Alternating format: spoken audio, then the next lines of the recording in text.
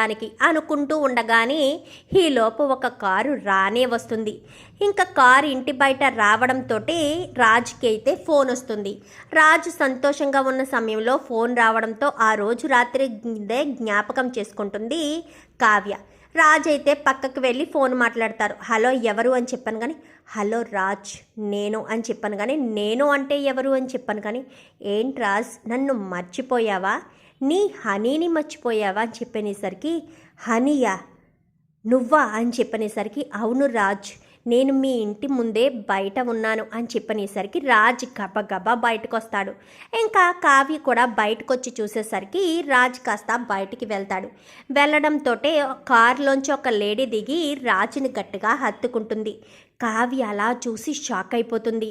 ఇదేంటి ఈ అమ్మాయి ఎవరు ఇక్కడికి వచ్చి నా భర్తను హత్తుకుంటుంది అనుకుంటూనే కావ్య అడుగులు వేసుకుంటూ గేటు దగ్గరికి వచ్చేసరికి ఏంటి రాజ్ నన్ను మర్చిపోయావా ఏంటి అని చెప్పాను కానీ అదేంటి నీకు పెళ్ళయింది అని విన్నాను, నువ్వు పెళ్లి చేసుకుని సంతోషంగా ఉన్నావు అనుకుంటున్నాను, నన్ను మర్చిపోయావు కదా, ఇంకా నీ జీవితం నీది నా జీవితం నాది అని అనుకున్నానని చెప్పాను కానీ ఎవరు నాకు పెళ్ళయిందని చెప్పారు, నాకు పెళ్ళయిందా, నాకు పెళ్ళి జరగలేదు, అయినా నిన్ను కాకుండా నేను ఎవరిని పెళ్లి చేసుకుంటాను రాజ్ అని చెప్పనేసరికి అంటే నీకు పెళ్ళి కాలేదనగానే నీకు పెళ్ళయిందా రాజ్ అనగానే తను కొంచెం మొండిది, అంటే తనను కాదంటే ప్రాణాలు తీసుకోవడానికి కూడా వెనకాడింది, అలాంటి మనస్తత్వం గలది హనీ.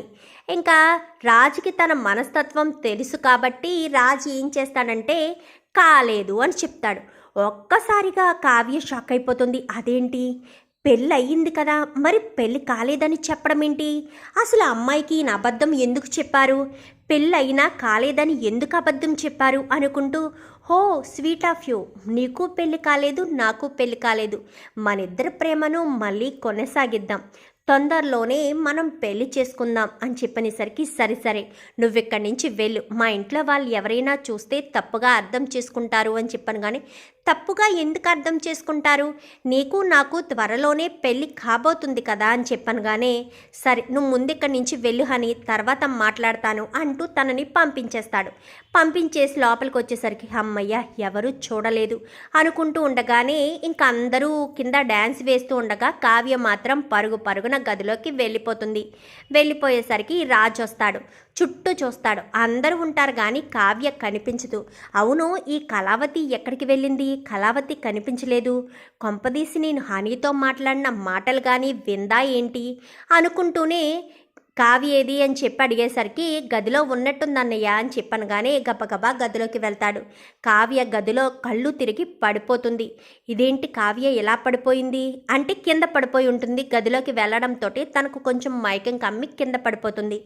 కళావతి అంటూ గట్టిగా పిలిచేసరికి ఈలోపు సౌండ్స్ ఆపి ఏమైంది అని కావ్య గది వైపు పరుగులు పెడతారు.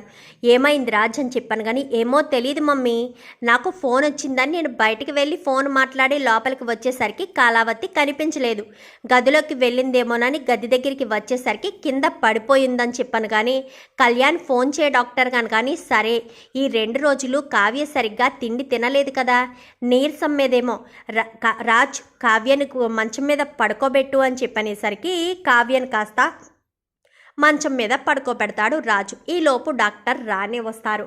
డాక్టర్ రావడంతో చూసి తను ప్రెగ్నెంట్ అన్న విషయం చెప్పడంతో అందరూ కూడా చాలా సంతోషపడిపోతారు.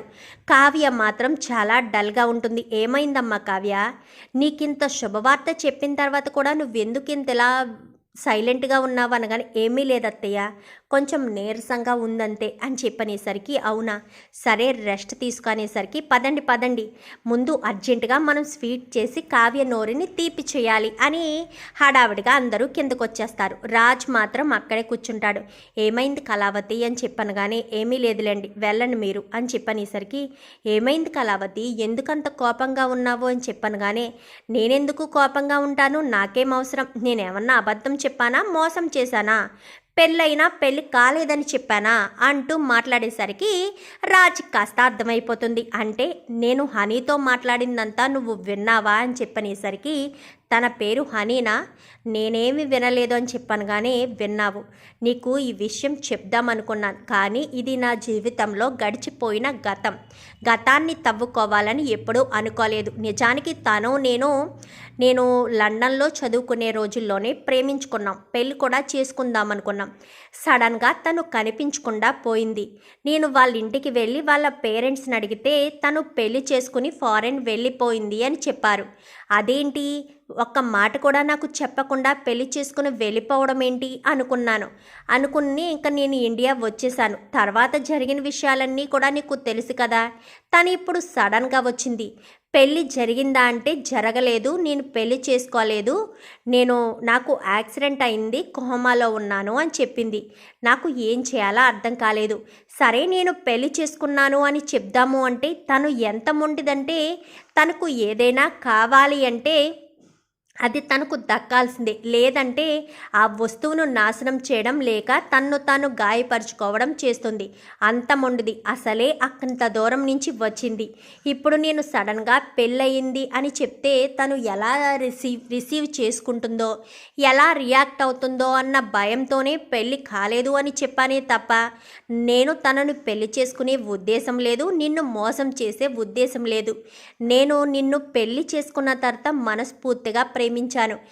నీ మెళ్ళో తాళి కట్టేసరికి నువ్వు నా మనసులో లేవేమో, కానీ నా మనస్సు నిండా ఎప్పుడూ నువ్వే ఉంటావు కళావతి. నాకు భార్యగా అంటూ ఉంటే నువ్వు తప్ప ఎవరూ లేరు. నేను ఎవరిని ఇష్టపడను, నాకు నువ్వే. మా అమ్మ తర్వాత అంతటి ప్రేమ, అంతటి సపోర్ట్నిచ్చింది నువ్వే అనేసరికి కావ్య కాస్త రాజును పట్టుకుని హత్తుకుంటుంది.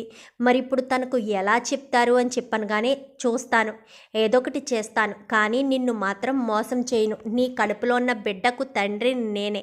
నీ బిడ్డకు నీకు ఎలాంటి అన్యాయం జరగనివ్వను. తనకు నెమ్మదిగా అర్థమయ్యేటట్టు చెప్తాను అని చెప్పి రాజు అయితే చెప్తాడు. కావ్య చాలా సంతోషపడిపోతుంది. ఈలోపు అపర్ణ కాస్త స్వీట్ చేసి తీసుకొస్తుంది. ఏం చేసావరా? ఇందాకడ వరకు చాలా డల్గా ఉంది కావ్య, ఇప్పుడు చాలా సంతోషంగా ఉందని చెప్పాను కానీ ఏమీ లేదమ్మా. అపార్థాలు తొలగిపోతే అంతా సంతోషమే ఉంటుంది. మనసులో ఏదైనా ఉంటే అదే మనసులో పెట్టుకుంటే అంతా బాధే ఉంటుంది. మనకి ఏదైనా అనిపించినప్పుడు ఎదుటి వ్యక్తిని అడిగేస్తే డౌట్ క్లియర్ అయిపోతుంది కదా. కళావతి మనసులో కూడా అలాంటిదే ఉంది, క్లియర్ అయిపోయింది, ఇప్పుడు సంతోషంగా ఉందనగానే చాలా థ్యాంక్స్ అత్తయ్య అని చెప్పాను కానీ నువ్వు నా ఇంటికి వారసుడిని ఇవ్వబోతున్నావు, అలాంటిది నిన్ను చూసుకోవాలి కదా. ఇక మీదట నువ్వు ఏ పని చేయడానికి వీలేదు, అన్నీ నేనే చూసుకుంటాను, నేనే దగ్గరుండి చూసుకుంటాను. నీకు ఏం కావాలన్నా సరే నేనే తీసుకొస్తాను. నాకు అదొద్దు ఇదొద్దు, తినలేను తాగలేను అన్న మాట అనడానికి వీల్లేదు. రాజ్, నీకేమైనా పనుంటే ఇంటి దగ్గర నుంచే చూసుకో. ప్రయాణాలు అవి ఎక్కువ చేయకూడదు. కావ్యను కంటికి రెప్పలా చూసుకోవాల్సిన బాధ్యత నీదే. నువ్వే చాలా జాగ్రత్తగా చూసుకోవాలి అని చెప్పి ఇంకా అపర్ణ రాజుకి కూడా జాగ్రత్తలు చెప్తుంది.